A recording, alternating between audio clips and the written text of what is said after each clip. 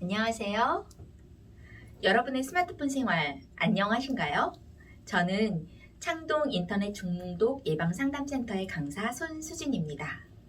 이런 사례가 있어요. 여학생인데요. 외모와 화장에 관심이 많아서 뷰티 유튜브를 즐겨봤어요. 근데 자꾸 보다 보니까 사고 싶은 게 늘어나고 용돈의 대부분을 이제 화장품을 구입하는 데 쓰게 되고, 또 새로운 방송이 올라오면 빨리 보고 싶고 막 이렇게 해서 수업도 좀 지각을 하기도 하고, 강의를 하고 있는데 중간에 몰래 틀어서 이어폰으로 듣기도 하고요. 어떻게 해야 될지 모르겠다는 고민을 올려준 친구가 있었어요. 여러분도 이런 경험 있으신가요? 나도 모르게 하다 보면 시간이 많이 가고, 할 일 많았는데, 해야 할 일이 있었는데, 강아지 영상 보다가, 고양이 영상 보다가, 게임 유튜브 보다가 밤을 홀딱 새버리기도 하고요. 유튜브만 문제는 아니죠. 대학생 아들을 둔 엄마는요, 아들이 처음엔 괜찮았는데 2학년이 올라가면서 점점 더 학교 생활을 좀 무기력해지고, 내가 왜 이렇게 열심히 살아야 되는지, 그만 치열하게 살고 싶다고 그러면서 점점 이렇게 생활이 느슨해지더니 결국은 휴학을 하고 방에 틀어박혀서 SNS와 또는 게임과 이런 것만 하면서 시간을 보내는 거죠. 이런 고민들은 대학 시기에만 있는 게 아니라요. 저희가 만난 사연 중에는 부사관 승진 시험을 앞두고 있는데 게임하느라고 월급을 다 써버리고, 시험 준비해야 되는데 공부를 못하고 있고 게임에 너무 몰입하고, 또 어떤 분은요, 아내가 집에 있다가 전화를 받았어요. 남편이 회사에 안 왔다는 거예요. 어디가 아프냐고. 남편 아침에 출근한다고 나갔는데요. 찾아보니까 PC방에서 게임하고 있었다고요.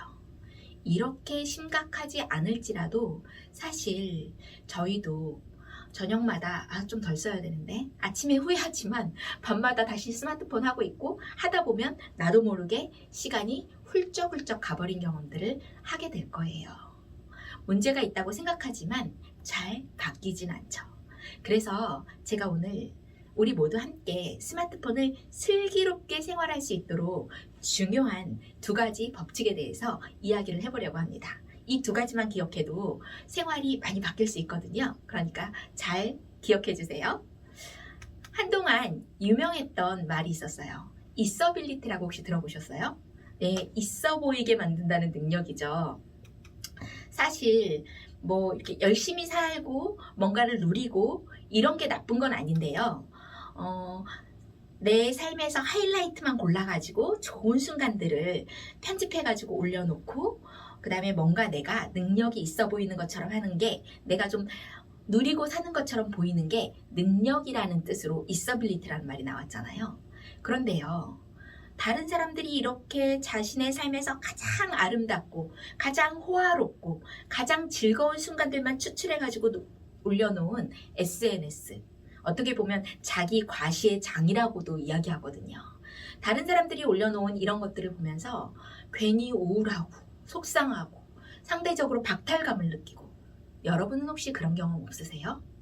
다들 행복한데, 다른 집은, 다른 엄마는, 다른 학교는 다 잘 살고 다 괜찮고 다 행복한데 나만 이렇게 우울하게 사는 게 아닌가라는 상대적인 마음의 가난함을 느끼는 경우들이 종종 생깁니다. 그래서 이런 걸 일컫는 말도 생겼어요. 바로 카페인 우울증이라는 말인데요. 커피를 많이 마셔서 이런 게 아니라요. 카카오톡, 페이스북, 인스타그램을 많이 하다 보면 우울증이 생긴다는 거죠. 그래서 사실 몸도 가난한데 마음까지 점점 더 가난하게 만드는 이런 것들이 우리의 마음을 위협하고 있어요.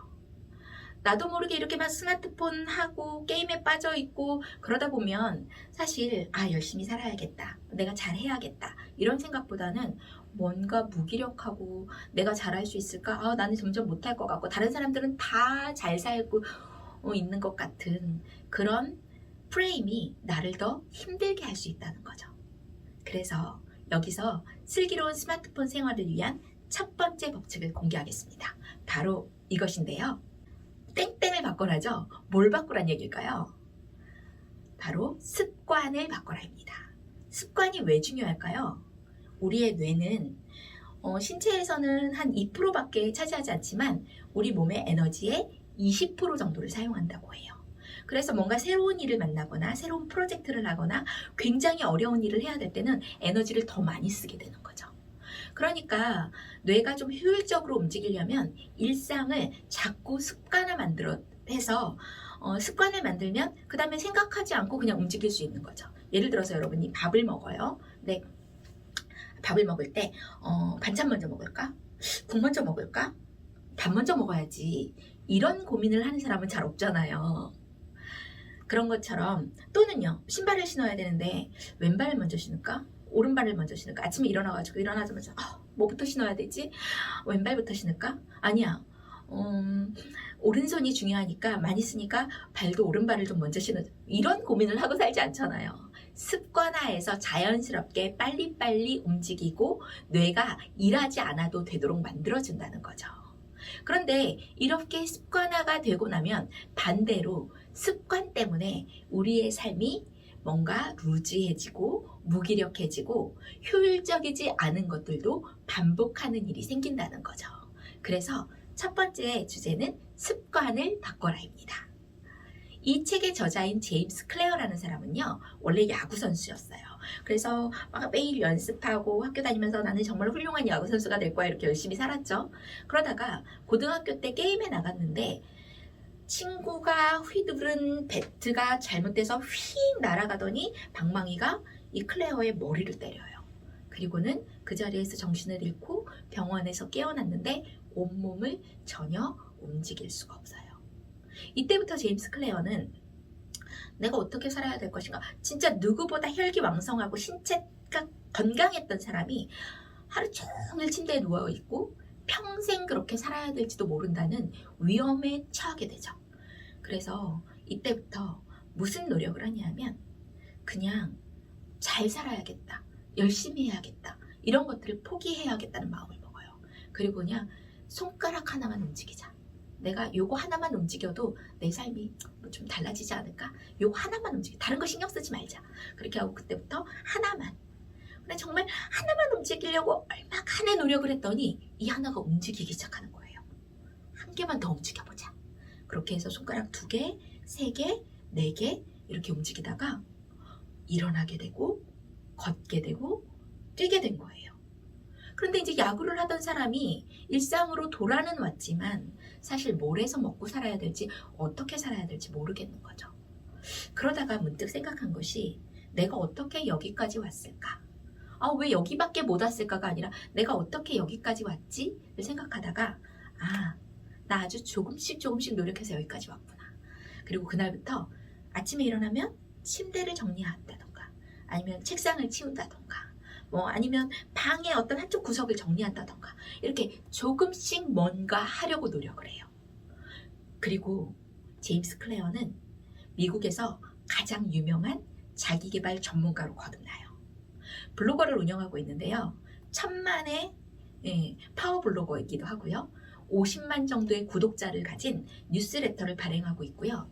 뉴욕타임즈가 인정한 베스트셀러 작가이기도 해요. 그리고 여러분이 보고 계시는 이 책도 집필한 사람이 제임스 클레어예요. 이건 제임스 클레어에게만 해당되는 내용일까요? 이 책에 또 다른 사례들도 여러 가지 나오는데요. 그 중에 하나는 영국의 사이클 팀이에요. 영국의 사이클 팀은 안타깝게도 100년 동안 메달을 따본 적이 한 번도 없었어요. 그러다가 이제 새로 부임한 감독이 뭔가 조금씩 바꿔보자. 그래서 그때부터 바퀴를 알코올로 막 다 닦아요. 왜 이렇게 코너를 돌아야 되거나 이렇게 뭔가 서야 되거나 이럴 때 바퀴의 접지력을 좋게 하려고 바퀴를 닦아요. 오늘은 또 뭘 바꿔보지? 이제 선수들이 막 훈련하고 나면 근육을 풀어주는 마사지 젤을 오늘 이거 써보고 내일은 또 저거 써보고 어떤 게 효율적인지 그냥 습관대로 하지 않고 뭔가 조금씩 바꿔나가기 시작해요. 터널 같은데 이렇게 사이클링 선수들이 이제 가다 보면 바람이 좀 저항이 심하잖아요. 어떤 옷을 입으면 저항이 덜할까? 이런 것들도 계속해서 테스트하고 자전거의 안장은 뭘로 바꿔볼까? 심지어는요 의사를 고용해가지고 손 씻는 법을 배워요. 왜 그럴까요? 손을 잘 씻으면 감기에 안 걸리고 감기에 안 걸리면 훈련이 차질 없이 착착착착 속도대로 진행되니까 훨씬 효율적이라는 생각을 하는 거죠. 정말 아주 세밀한 부분들, 작은 것들을 계속 노력을 해요. 2003년경부터 이런 노력을 시작했는데요. 열매는 2008년 베이징 올림픽에서 나타났어요. 한 번도 메달을 못 따봤던 영국의 사이클 팀이 그해 올림픽에서 사이클 종목에 메달 60%를 석권하게 됩니다. 그리고 2018년까지 10년간의 통계를 보면요. 영국의 사이클 팀이 따온 메달 수가 178개예요. 사실 하나도 100년 동안 하나도 못 땄던 팀이 이런 변화를 이룬 데는 아주 작은 습관들을 변화시키면서 가능했어요. 그러면 우리의 스마트폰 생활을 어떻게 바꿔볼 수 있을까요? 처음 사용하는 앱을 바꾸는 것도 방법일 수 있어요. 처음 사용한 앱이 동영상이다. 처음 사용하는 것이 유튜브다. 들어가서 나도 모르게 하다 보면 정신없이 시간이 가고 2시간, 새벽 3시야, 4시야 이렇게 되잖아요. 그래서 처음 시작하는 앱을 바꿔보는 거예요. 운동도 좋고요. 영어도 좋고요. 뭐 정리정돈을 도와주는 앱도 좋고 아니면 진로에 관한 정보를 찾아볼 수 있는 것도 좋고요.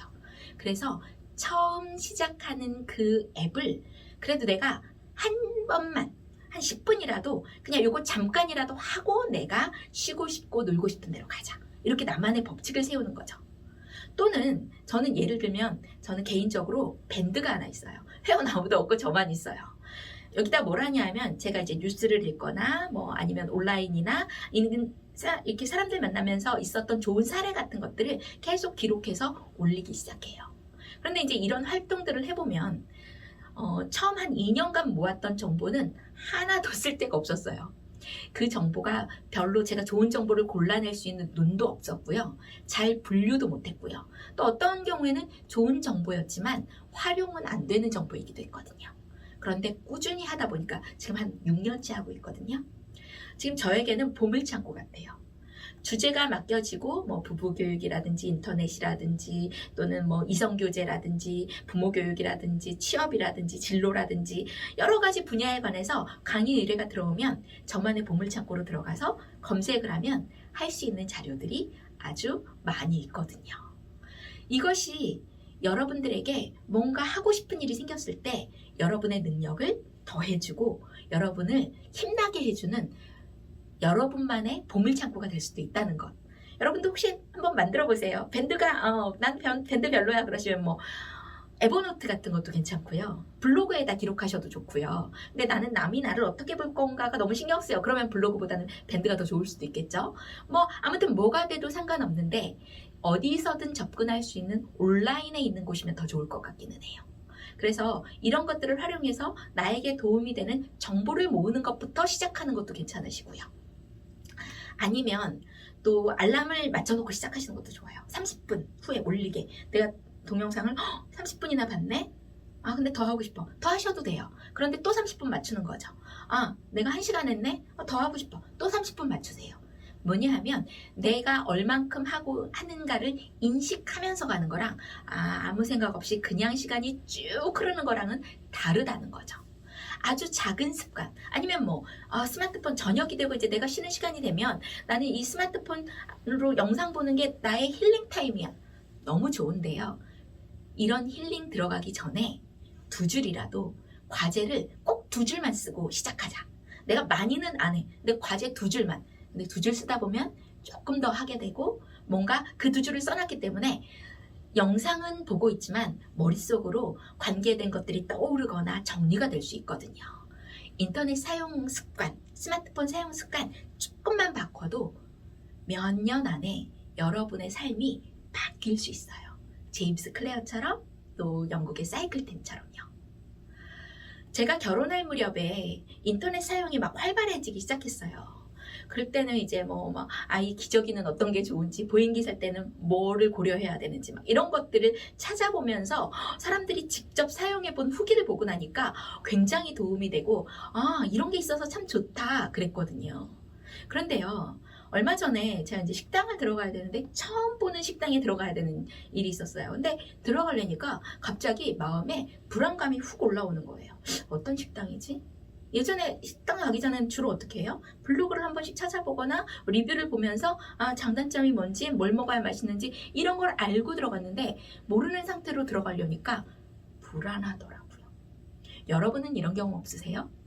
리뷰가 또는 이용 후기들이 나에게 도움이 된다고 생각했는데 이제는 언젠가부터는 후기를 보지 않으면 선택을 할 수 없는, 그래서 스마트폰 인터넷이 나에게 정보를 준다고 생각했는데 이게 없으면 내가 결정할 수 없는 단계, 이걸 신조어로 햄릿 증후군이라고 부르더라고요. 결정을 못한다고요. 뭐 사느냐 죽느냐 햄릿이 고민했던 걸 이야기하는 것 같아요. 어쨌거나 우리도 여행을 갈 때, 뭐 영화를 볼 때 후기들을 많이 참조하잖아요. 그런데 과연 이것들 때문에 내가 정말 효율적으로 살고 있든지, 아니면 사실 한두 개만 보면 되는데 점점 더 많이 보고 괜히 막 더 폭넓게 확인해야 될 것 같은 불안감이 있지는 않은지 한번 생각해 보면 좋을 것 같아요. 우리가 이렇게 선택이 점점 힘들어지는 이유를 홀로서기 심리학이라는 책에서는 이렇게 설명하고 있어요. 요즘 20대에게는 자유가 있다. 비혼족도 있고 딩크족도 있고 자기가 원하는, 저희 때는 당연히 사람들 사는 대로 살아야 되거든요. 적당한 나이가 되면 당연히 결혼해서 아무도 결혼하지 않겠다는 결심을 하는 사람이 잘 없었어요. 뭐 아주 없진 않았겠지만요. 아이를 낳지 않겠다? 이런 결심 거의 없었어요. 물론 아직도 여러분의 결정에 부모님들이 어느 정도 관여하시고 뭐 그런 부분이 있지만 어쨌거나 꿈꿔볼 수 있는, 그리고 실제 다양한 삶의 모습들이 존재하고 있는 시대에 여러분이 살고 계시죠. 그래서 선택지가 되게 많아졌어요. 그리고 어떤 전공을 했을 때 꼭 그 길로만 가야 되나요? 아니요. 굉장히 다양한 길들을 많이 접하게 돼요. 알 수 있는 방법이 많아졌어요. 그런데 이런 선택지가 많아지는 것이 오히려 20대들에게 부담이 된다는 거죠.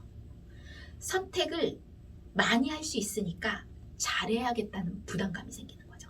게다가 요즘의 20대는 지금까지 한국을 살아왔던 어떤 연령대보다도 굉장히 교육적인 수준이 높아요. 왜냐하면 뭐 예전에도 대학 나온 사람들은 있었죠. 그렇지만 이렇게 모두가 대학을 거의 다 가는 세상이 아니었고요. 대학에서 가르치는 수준도 예전보다 지금 훨씬 높죠. 뿐만 아니라 여러분이 치른 수능은 저희가 치렀던 학력고사보다 훨씬 더 난이도가 깊어졌잖아요. 그러다 보니까 정말 학생들이 똑똑해요. 그래서 웬만한 강의는 사실 마음이 안 차요. 그래서 저도 여러분에게 도움이 되는 강의를 하기가 정말 얼마나 어려운지 되게 많은 순간들을 고민하게 돼요. 그런데 이렇게 똑똑한 청년들이 뭔가를 선택하려다 보니까 굉장히 고민이 된다는 거죠.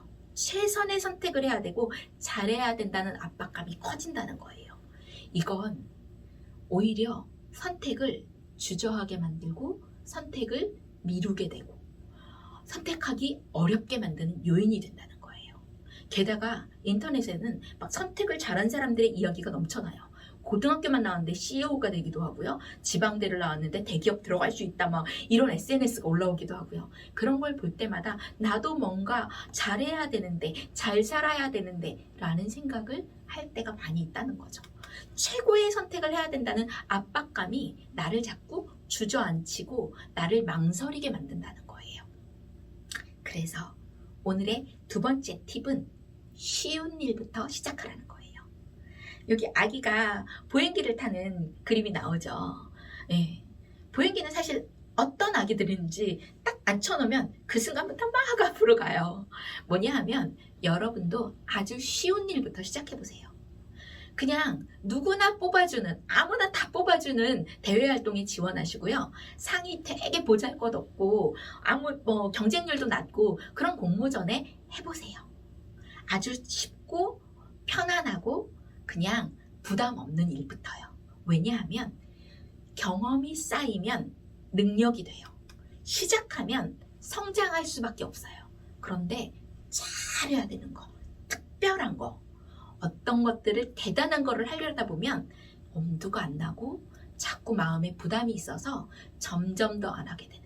그래서 사실은 굉장히 똑똑한 학생들이 되게 머뭇거리고 되게 주저하면서 자기를 공격해요. 나 왜 이러고 있지? 나 이거 해야 되는데. 난 왜 이럴까? 딴 사람들 다 잘하는데 라고 오히려 점점 더 용기를 잃어간다는 거죠. 여러분이 관심 있는 뭐 요리라든지 여행이라든지 맛집이라든지 아니면 뭐 친구를 만날 때 나눴던 이야기라든지 이런 것들을 블로그에 기록해 보시는 것도 좋아요. 이때도요, 막 되게 멋진 사진, 뭐 엄청 잘 쓴 훌륭한 어떤 문장 필요 없어요. 그냥 올리세요. 그냥 스마트폰으로 뭐 그냥 그때그때 메모나는 거 3줄 메모 아무렇게나 4-5줄도 괜찮고요. 그냥 시작해 보세요. 하다 보면 스킬이 늘어나고 속도도 빨라지고 생각도 잘 정리할 수 있게 되거든요. 난 블로그가 적성이 안 맞아, 난 힘들어, 이런 분들은요, 카메라로 사진을 찍어보거나 동영상을 찍어보는 것도 추천드려요. 잘 찍으려고 하지 마시고 그냥 찍으세요. 네. 찍다 보면, 찍어서 사진을 보다 보면 이렇게 찍어야겠다, 이렇게 하는 게 더 좋겠어, 뭐 이런 것들이 얻어 걸리기 시작할 거고요. 또 그러다 보면 어떻게 하면 사진을 잘 찍지? 이런 게 궁금하기도 하거든요. 그러면서 정보들을 찾아보고, 사실 스마트폰에는 제가 이전에 여러분보다 조금 먼저 태어났잖아요. 이전에 살 때는 캠코더, 그 다음에 카메라, 뭐 이런 것들을 다 따로따로 샀어야 되고 굉장히 고가의 장비들이었기 때문에 그걸 다룰 수 있는 사람은 정말 우와, 되게 특별한 사람이었어요. 그런데 여러분은 다 가지고 있잖아요. 그러면 그걸 가지고 뭔가 나를 발전시킬 수도 있다는 생각을 해보자는 거죠. 그런데 시작은 쉬운 것부터요. 너무 잘해야겠다, 내가 목표를 크게 세우지 마시고 그냥 한번 해보자. 제가 이제 원래 학부 전공이 유아교육 교육학이 쪽이라서요, 유치원 선생님을 하다가 이제 원장도 하고 뭐 이렇게 했었거든요. 근데 할 때 보면 어떤 선생님들이 이렇게 사진을 찍어가지고 오면 우와, 제가 봐도 너무 막 흐뭇하고 애들이 이뻐요. 얼굴에 저절로 막 미소가 생겨요. 그런데 어떤 선생님들이 찍어온 사진을 보면 한숨이 이렇게 푹푹 나와요. 이 사진을 어디다 쓰지? 잘못 올리면 엄마들이 우리가 애들을 학대하는 줄 아는 거 아니야? 라고 생각할 만큼, 순간도 막 뛰는데 머리카락이 온 얼굴을 가린 뭐 이런 사진들을 찍어가지고 오는 선생님들이 있거든요. 여러분이 그냥 뭔가 해봤던 그 노력이 여러분이 하고자 하는 일에서 여러분의 능력이 될 수 있고 여러분의 하고 싶은 일들에 빛을 더해줄 수 있어요. 그래서 그냥 잘하려는 것보다, 되게 특별하려는 것보다 작은 습관, 그냥 무엇이라도 시작해보려는 것이 도움이 된다는 말씀을 꼭 드리고 싶어요. 여러분이 보내는 시간이 곧 여러분이 됩니다. 자책하고 조바심 쳐서 당장 뭐라도 하시라는 게 아니라요, 여유를 갖고 작은 습관, 쉬운 일부터 시작해보세요. 이 작은 변화가 오히려 여러분들을 점점 향상시켜 줄 수 있어요. 나는 잘하고 싶고 나는 좀 뭔가 열심히 살고 싶다는 생각 때문에 나 왜 이럴까? 나는 왜 이렇게 열심히 안 살지? 이런 생각을 하면 마음이 우울해지고 답답해지고 그러잖아요. 그런데 재밌는 건요, 여러 가지 연구 결과들이 우울과 부정 성향이 증가할수록 스마트폰에 더 빠져들게 만든대요. 나는 사실 좀 잘 살아야겠다는 생각으로 나를 채찍질하고 나를 자책했는데 그것이 오히려 더 스마트폰으로 도망가고 싶고 거기서 못 나오게 만든다는 거죠. 그러니까요, 나 왜 이렇게 살지 고민하지 마시고 작은 습관, 쉬운 일부터 조금씩 노력하시고 그 쉬운 일부터 시작하셔서 여러분들의 멋진 미래를 향해서 나가시면 좋겠어요. 혹시 그렇게 하다가 좀 힘들거나 도움이 필요할 때는 창동 아이윌 센터로 연락을 주시거나 뭐 전화 상담도 있고요, 요즘은. 아니면 이제 방문해서 받을 수 있는 상담도 있고요. 학생생활 상담 센터도 있잖아요. 이런 기관들을 통해서 여러분들이 나 혼자 결심했지만 그 결심이 잘 유지 안 될 때는 도움받을 수 있는 방법도 있으니까 참고하셨으면 좋겠고요. 여러분들이 작은 습관, 쉬운 일들을 조금씩 노력하면서 여러분들의 인생이 정말 행복하고 건강해지길 진심으로 응원하겠습니다. 여러분 힘내세요. 감사합니다.